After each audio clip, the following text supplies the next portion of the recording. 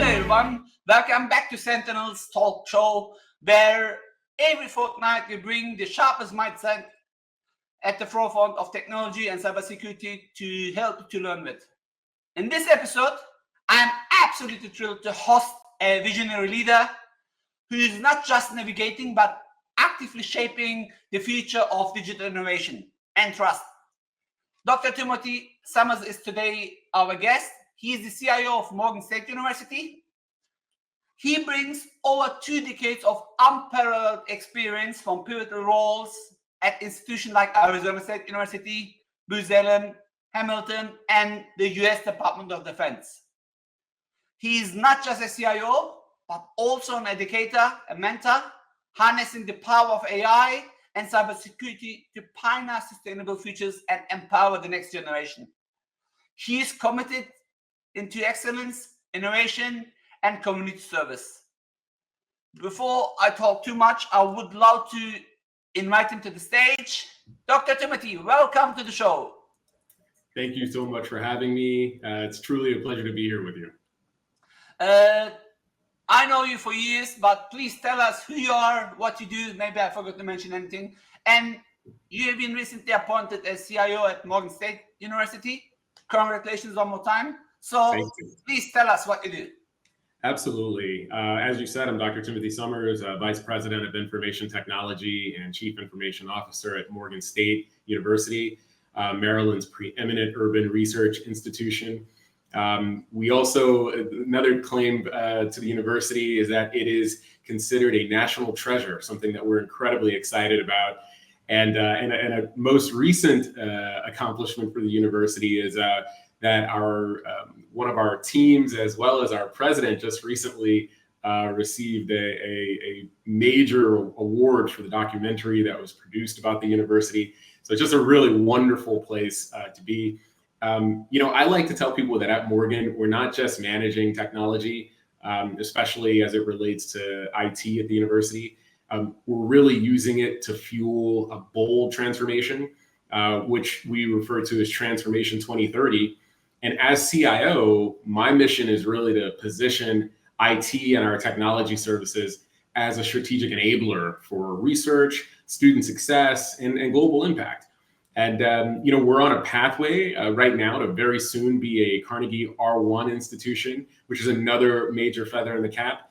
And technology is really at the heart of all of that evolution. So I'm really excited to share perspectives from the higher ed front lines, where innovation and cybersecurity and inclusion, really intersect in some of the most dynamic ways. So thank you again for having me. Thank you. And I think we have a lot to learn from you, because I see that you build digital trust in an AI-driven world. And now at the university, you are not just going to shape the university, but also the future of many students, thousands of students, because I'm pretty sure they're going to look up at you. Anyway, let's go back to our talk show. You're a strong advocate for digital trust. We know that. You have lots of experience in AI, and you are not just a CIO who focus on technology, but you have also a strong cybersecurity background. When we talk about AI, there are growing concerns around data privacy, bias, and there are many CIOs and CISOs. They want to build trust and maintain the trust with the stakeholders around this. In your role as a CIO who works with AI, whether they are students, faculty staff, or external partners, how do you create the digital trust with your stakeholders? It's a great question, and there's really multiple facets to it. The first piece of this to think about is, I think, whether you're in higher education or not, as a CIO, you're having to be faced with the fact that digital transformation is outpacing security all the time. Everyone's trying to innovate faster than they can secure, right? And so it's almost like, really no matter the sector, innovation is outpacing cybersecurity as a universal vulnerability. So there's that. And then we've got AI, which with all of its potential and risks at the same time. And we've even on the security side, we've seen everyone wants to kind of put AI into, into their security dashboards and things like that. But I mean, at the end of the day, right, if that AI isn't trained on your environment, it's really just guessing. So, you have to be very mindful of all of this happening at once. There's really this massive convergence that's sort of happening across the board. And, I really think that university campuses are kind of the new battlefield in a way, because universities used to be open gardens of collaboration, and now they're prime targets for cyber attack. Whether, students, guests, researchers, thousands of access points. We're at a place where zero trust really isn't optional anymore. And it's really, really important to understand that, because, in higher ed, trust used to be a value. And in cybersecurity, it's a vulnerability in a lot of ways. And so that's why we really have to focus on digital trust and really, being as mindful about that as we can. And in trying to really establish trust-based relationships with our partners, with our students, with our faculty, our research departments. And this is, we haven't gotten to this, but one of the things that is incredibly important if you're a CIO, especially if you're talking about trust and establishing and building digital trust as well, is being able to speak the language of return on investment. For example, when we think about cybersecurity, a lot of times it's really just framed as a cost center, and there's really sort of, as I don't have to tell you, this, throughout our careers. I mean, how many times have we heard cybersecurity have to be sold, in the sense of some kind of gloom and doom? But really, throughout my career, what I've found is that we really have to reframe security as a strategic enablement. And when we do that, right, we can show how cybersecurity underpins student trust, research integrity, and financial sustainability, right? And that reveals that cybersecurity isn't overhead, it's actually the foundation of digital trust. And so I think that's one of the most important things to take away from the digital trust and how you build it with your partners, is if they see you being diligent and they see you being meticulous and intentional about your cybersecurity, it's much easier to build upon that kind of foundation for digital trust than if you didn't have any of that at all. Perfect. When you put all this together, how does it translate in a concrete strategies for ethical AI deployment, and more importantly, data governance? Because as you mentioned, and unfortunately there were many universities and institutions hacked just recently. It was more than 60 million student records has been in the United States been published in dark web. So how will you translate all this to concrete AI and ethical strategies? Yeah, so I think your point about data governance and data is really important. This is something that, like I said, universities, one of the things that make them pretty unique environments is that there's always this constant tension of culture of openness versus the need for control. And higher ed really thrives on openness, freedom, and collaboration. These are values that oftentimes conflict with security principles like zero trust, right? And so in higher education, cybersecurity isn't just a technical conversation. It's also a philosophical one. So it's really important to secure openness while not restricting it, right? And that's tough to do. And then also, you sort of alluded to this a little bit in terms of the decentralized sort of aspects and governance aspects. So you have to remember that, many universities, most of them operate as like a collective of independently managed schools, labs, and departments. So even though, there's sort of the idea that, it's one big university, for example, like if you think about Arizona State University, where I was previously, very large university, but, really is a collective of a bunch of different schools, labs, departments, centers, and so on and so forth. And so universities aren't just one institution, right? They're really dozens under one brand, which makes centralized security both really important, but also really challenging, right? And so with that being in mind and thinking about that, you really do have to think about some of the sort of double-edged sword aspects of that environment, right? Reputation really is a security asset these days. Trust and brand equity are at risk in every single breach across every industry. Whether you're a university or a tech giant, reputation really is your softest target. And so it's important to know that and understand it. And universities, because they're traditionally and typically very open and very focused on collaboration, people, within the universities don't typically think of their data as intellectual property. Whereas, if you're in private sector or other parts of the market, you'll think of your data as, as your very important aspects of your IP strategy. And so, higher education is shifting in its thinking.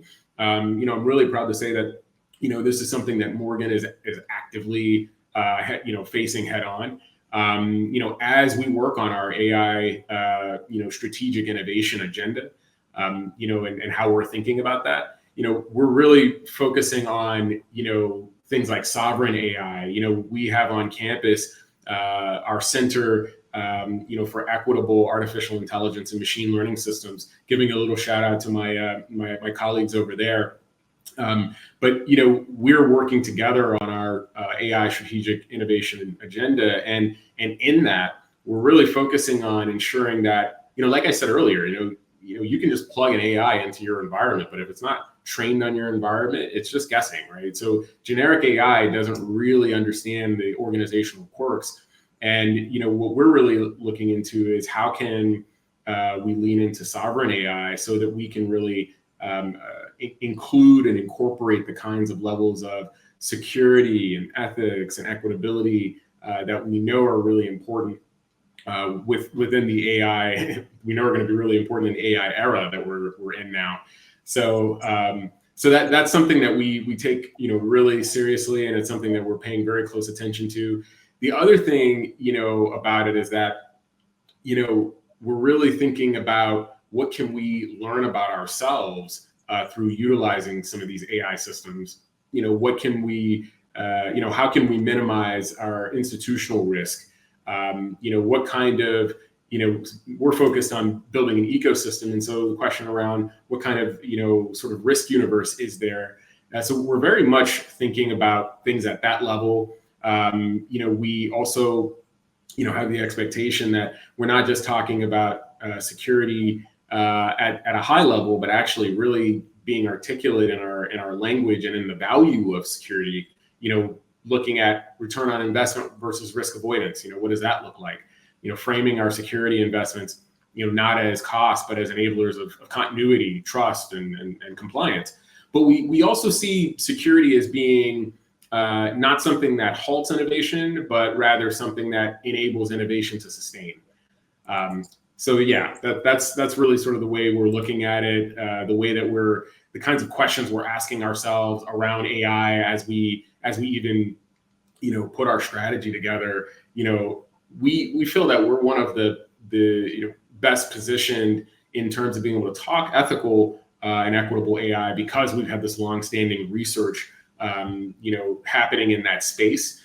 But in addition, because our unique background and how long we've been around, the university's been around over 100 plus years, and we have this unique background of contributing thought leadership in that space. And so this is just a continuation of things that I think are meant to happen at a university like Morgan State University. But in addition, we just really take it very seriously. Everyone that we engage with on the topic of AI, the question of is this responsible? What should we be considering if we're going to implement this? What levels of the institution should we be implementing this? And and then even most importantly is the student success component of this, right? It's like Jensen Huang said most recently, you're not going to lose your job to AI, you're going to lose your job to someone who knows how to use AI. Exactly. And so, right, we're trying to make sure that our students leave the university knowing how to use AI and being thought leaders in how to use it responsibly. Perfect. I mean, with putting all this together, I know you are also an entrepreneur. You are not just a traditional IT operator or leader.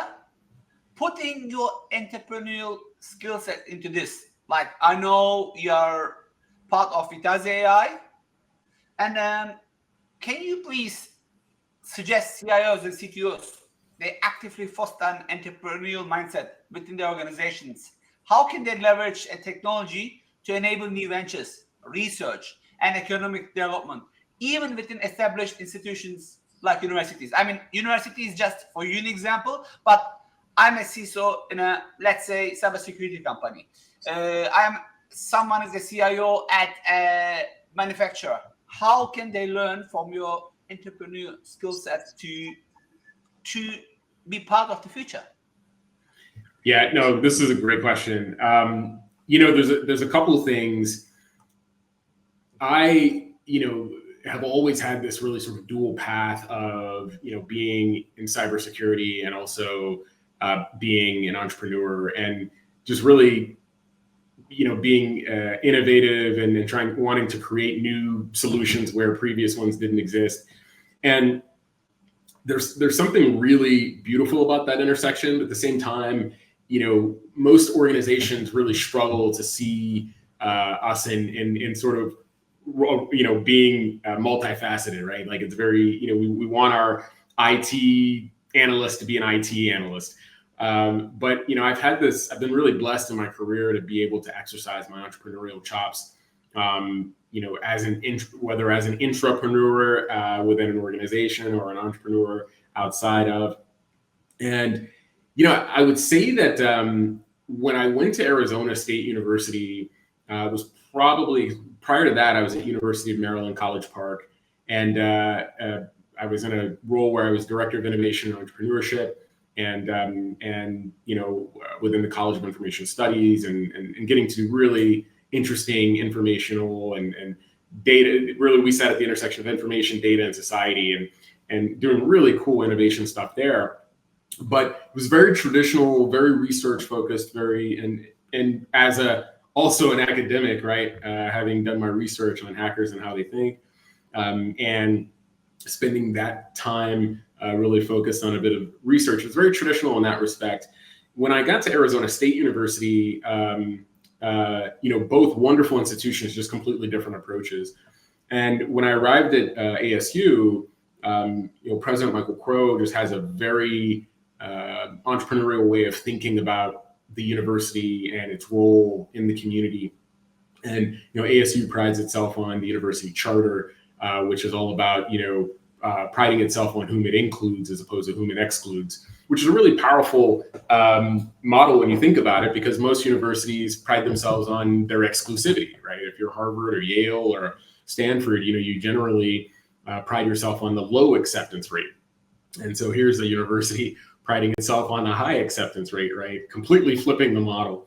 And, I remember when I first arrived, maybe it must have been maybe a few months in.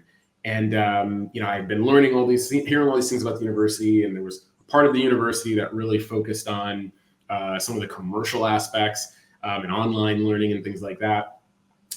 But I was just curious how is this university going to be able to innovate, as quickly as I've heard. And I remember being in a university team meeting, and the president saying, I want the university to be able to accommodate 2 million more students. And, everyone's, face around the room just kind of dropped, like, oh, that's a lot. And it's already a massive university. And so I remember going back to my desk and kind of thinking about this big problem, because identity and access management was in my wheelhouse at the university. And so, sat down, came up with some ideas, and worked with my team to kind of flesh them out a little bit, and then presented it to the CIO and then to the president. And what was really fascinating to me is that the president got it right away. And, it was almost like immediately like, hey, well, what resources do you need to do this? Do you actually have a plan? What does that look like? And just asking all the right questions. And this was a time where the entrepreneurial skills of being able to articulate a vision and lay out an execution plan was incredibly important, because so many times as researchers or in most sort of professions, maybe you've got a vision, But to actually have to execute on that vision is there's usually two different skill sets altogether. So I would say, one of the really important skill sets is being able to have a vision, articulate that vision, and then have articulate an execution plan for how to make that vision come to reality. And then additionally, I would say being a good steward of the resources that are being given, right? Because, a lot of folks think, oh man, I need to get some investment. And once they get the investment, it's like they think the job's done, but that's actually when the real work starts, right? So now that you've got the investment, you have to be a good steward of it. And if you're a good steward of it, then you generally get more investment. And so that's another thing that I would say is incredibly important from an entrepreneurial perspective of being in this kind of CIO role, or whether you're CIO or CISO. I think they're both really important. Learning the language of return on investment, understanding things like total cost of ownership, being able to really sort of best you can, put things in the language of the finance folks, right? So, how do you, if you're in a budget meeting, right, bits and bytes don't really matter to those guys. They care about ROI, TCO, and risk exposure, right? So if you can speak a little bit of their language to help them understand the true value, then you can go beyond upfront costs, because that's kind of the thing that everybody kind of pays attention to. But if you can go beyond that and be able to actually articulate value in their language, it goes an incredibly long way. And, another really interesting, I would call it a beautiful constraint of my previous experience also. So once I, presented this idea for this university product and then said, hey, I need these resources, one of the constraints was, is it possible to do this without, having to increase our overall staff size? Is there a way to do this effectively and efficiently? So that we don't have to hire 35, 40 new full-time employees to do this.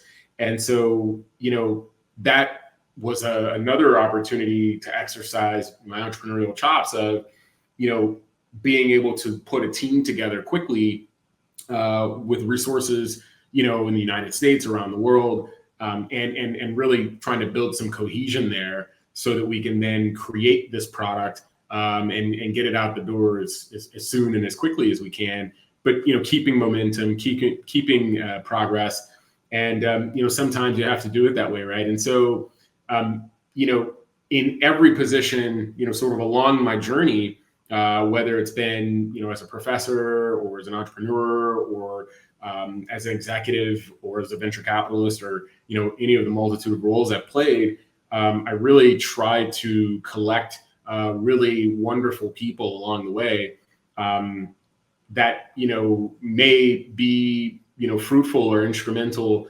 in future projects. And so a lot of times what happens is you just really build great relationships with folks over time. Like yourself, you just build great relationships with folks, and then an opportunity comes up and it's like, hey, I've got a great AI person who I've worked with, and I know they care about security, and I know they're trustworthy, and I know that they care about responsible AI. How do we pull them over? Or I know someone who's really, amazing at data and data analysis. How do we pull them over?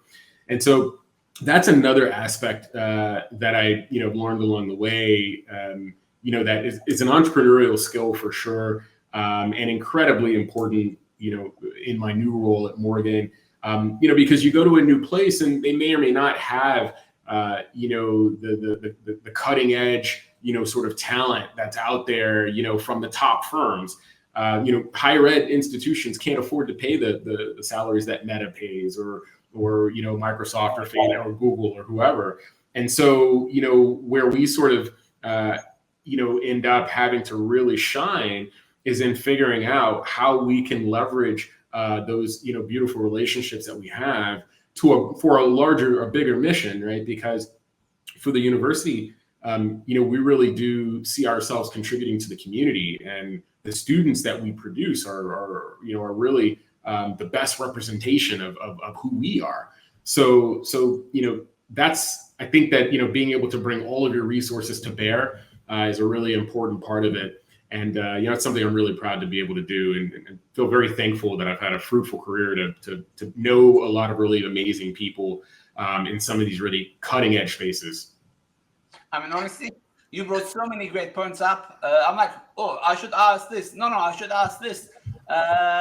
Your wisdom of knowledge is making me ask so many questions, but I'm gonna stick to the one that you said last. Now, as a CIO or as a team leader or as a tech leader, as you said, we have to be aware of our surroundings. So, you have seen the cybersecurity landscape evolve dramatically. You mentioned many stuff.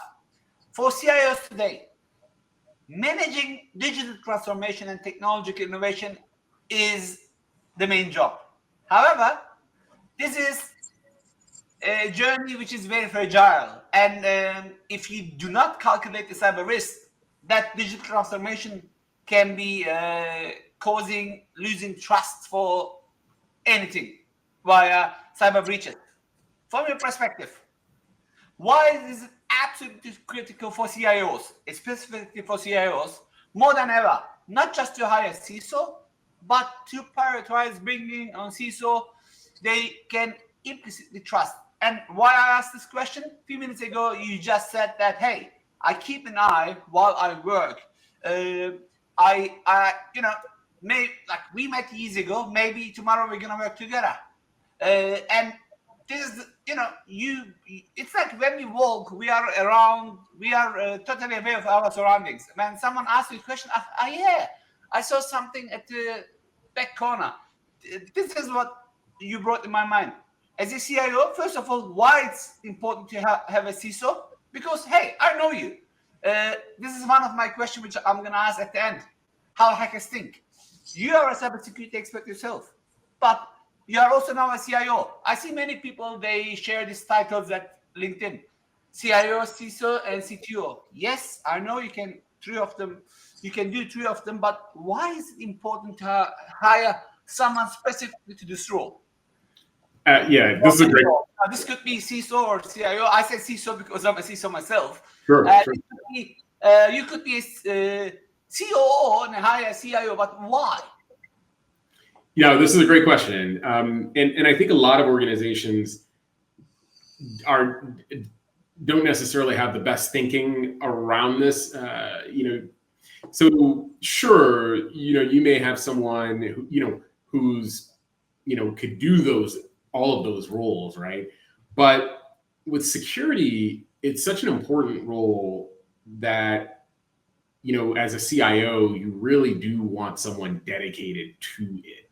You really do want someone. I started my career in the U.S. Department of Defense, and we call it watching your six. I really do believe that you need to have someone that you trust in that spot, watching your six, watching that for the entire institution. Not because you cannot do it, but because it's important, and as a leader, it's important to delegate to your duties as well, right? Absolutely. And and of course, the delegation of duties is really important. But even so cybersecurity it's a board level issue now, right? And so many executives still don't speak the language of cyber risk and really don't know how to communicate at those levels. But man, it's really important, and CIOs and CISOs really have to bridge that gap. To drive innovation and meaningful action and all of the above. If the leadership doesn't understand the risk, then they can't, lead through the crisis. And so you have to have really strong people in the cybersecurity space who are thinking that way, who are thinking nothing but cybersecurity 100% of the time. So even more so than just the necessity of delegating. Is really just there's so much complexity in that space. Things are changing all the time. Like I said earlier, every institution, every organization wants to do digital transformation. And digital transformation is happening and progressing way faster than security because people are wanting to, put the latest and greatest stuff in their institutions way faster than they want to talk about, pulling it back. And so there's this general perception all the time that security is pulling it back. But, like I said earlier, the way that I think about it is that security helps you sustain that momentum, right? Right. And so if you don't have that sustainability, then, it's really, you're talking about, potentially wasting not only time, but lots of resources and capital. Then why bring someone that you can trust? Oh man. Well, look, again, it's such an important space. You've got everything to worry about. Like, just think about the things that are top of mind for a CIO. I would say, and by extension to the CISO, ransomware, right? You're talking reputation crisis. I mean, that's huge, right? We're talking about risk of shadow IT. So at universities, shadow IT is something that we have all the time. Oh, yeah. You may find under someone's desk a Bitcoin miner or something, or insert here some kind of rogue software or system that's bypassed governance and is basically being unmonitored. So you're talking about your shadow IT alone casts a large shadow over, institutional risk. And then, we're not even talking about the fact that, so a lot of people like to think about cybersecurity as being expensive, but I always say it's not as expensive as complacency. Right?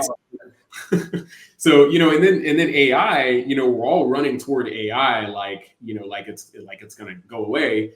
And, it's here to stay. I mean, every CEO at every major company has told us that. Every university is leaning into it. I know before I left ASU is leaning heavily into it. All of the major thought leadership places are doing that. And so, but, as every smart system is also a smart target. What about and then we also have the talent deficit, right? So that's real. You can buy the best tools in the world, but without skilled people to operate them, they're useless. And so, in higher ed, we face, very unique challenges in terms of retaining talent and really trying to make sure that everything is secure and locked down as much as it needs to be, like I said, without halting progress. And so, it's important for you to have a CISO that you trust, who can be thinking about and looking at those things, for you at every turn, that can be helping you develop the talent that you need, because, people secure systems, not software. What about cloud sprawl? Every university that I've interacted with over the past couple of years has multiple clouds, right? And then, the idea of where your data is, man, there's such a level of data blindness. If you go into a university, sure, we've moved to the cloud, but often we don't have full visibility. And then the question about, who owns the data? Who accesses it? Where does it live? Oh man. And without answers to that, compliance and security suffer completely. So, I always, like to think that, if you put anything in the cloud, the biggest risk is assuming, that, you have to really assume that someone else is watching, so there's all of that mixed in. My old, the president I used to work for, my previous institution, used to always say that culture eats strategy for breakfast every day of the week. And with security, you need to develop a culture of security, right? And like we said earlier, zero trust, for example, there's philosophical differences, in terms of how a higher ed institution traditionally works. And so, academia values openness, cybersecurity values skepticism, zero trust frameworks, clash with cultural expectations. And so it's really critical for our landscape today. And, I think that in cybersecurity, trust is one of those things that is just incredibly important. But it can also be a vulnerability if you don't handle it correctly. So it is something that's very delicate, I think, that has to be top of mind also. One of the other things that I found in higher ed to be incredibly important to manage, and I'm sharing all of these because these are all things and reasons why you need a trustworthy CIO or CISO rather. Like every one of these things are things you need to have someone watching, paying attention to, dedicated to, focused on. Third-party risk, what about that, right? So institutions rely on vendors and partners for all kinds of things. For all kinds of functions. But if those vendors are breached, oh man, your institution, suffer the consequences. So due diligence is not optional, right? And so you need to have someone you trust who can handle that due diligence. Like I said earlier, it's an executive, it's an executive and a board level conversation these days. So, you need to know and believe and trust that you have a CISO who can not only communicate and articulate it to the CIO, but also to be able to articulate it, to the board. There's going to be a variety of committees in higher ed, right, and private sector as well. The CISO needs to be able to communicate to those folks why do we need this stuff, why it's really important. And when I was in I was doing some travel for a conference, an education technology conference, and I sort of always, I've been working on some research with some colleagues on a topic that we called normal chaos. But when I was in, doing some travel for this talk, I had learned this concept of organized chaos. Like there are some parts of the world where culturally people have just grown up with this idea of organized chaos. And we were doing a hackathon there, and the theme of the hackathon was the unexpected day. How do we prepare for the unexpected day? And my old boss at the DoD a long time ago used to say that you should assume breach, right? And so, so what I really encourage is, you really do have to have a readiness for the inevitable. Breaches are gonna happen; they will happen. The question is, how prepared are you to respond? A chaotic response causes more harm than the incident itself. And so preparedness is a strategic differentiator, right? And, if I learned anything from my partners in Europe, where I worked with them on crisis management, the first 24 hours define the next 24 months of your reputation. Exactly. So, right. It counts. It counts, exactly. And so those are, I would say, those are like my top things for why it's really important to have a CISO that you trust, because any one of those things could cause a hole in the boat. I agree totally. Okay, so far we talked about being an innovator. We talked about balancing innovation with dynamic security environment. We talked extensively about building trust. But now I want to hear your thoughts about strategic focus for CIOs in the upcoming years. You, as someone has extensive career spanning in both public and private sectors, innovation and deep technology. If you could offer one or two key strategic focus area or pieces of advice to fellow CIOs, CISOs, what would they be for navigating the next 3 to 5 years? Yeah, I would say that innovation is really important. And, innovation is what excites us. New applications, cloud platforms, digital services, right? They promise speed, convenience, transformation. But here's what often gets overlooked is every time you deploy something new, you're increasing your attack surface. And I think, most of the time people think of cybersecurity as the roadblock, but I would say it's really more of the prerequisite. And, innovation without cybersecurity really is a bit of a time bomb. So you have to, like in the aviation space, you have to make security a part of the design and not the decoration. Or, back in the day, we used to say that it should be baked in and not caked on. So, I would say the sort of call to action there, or in the way I would sort of encourage CIOs to think about it, is that, you need to embed security from day one. You need to put the cyber architects at the innovation table as early as you can. And, innovation without cybersecurity is really could just be a more efficient way to fail. So you really do need to have that top of mind and something that you're thinking about. I think that's incredibly important. I'd also say that, one of the things that I had shared earlier was around, the sort of language, being able to speak the language of the executive and the language of the finance folks. In my career, what I've found is that, you could be talking about digital new tools, new services, cybersecurity. And if it's not sexy, people just might not even pay attention to it, right? They just won't even, really care because there's this other fancy, shiny thing over here that I want to focus on. But you really do have to learn how to speak the language that they can understand, so that they can understand why it's so important, and they can understand what value it's going to bring. The value proposition is really important.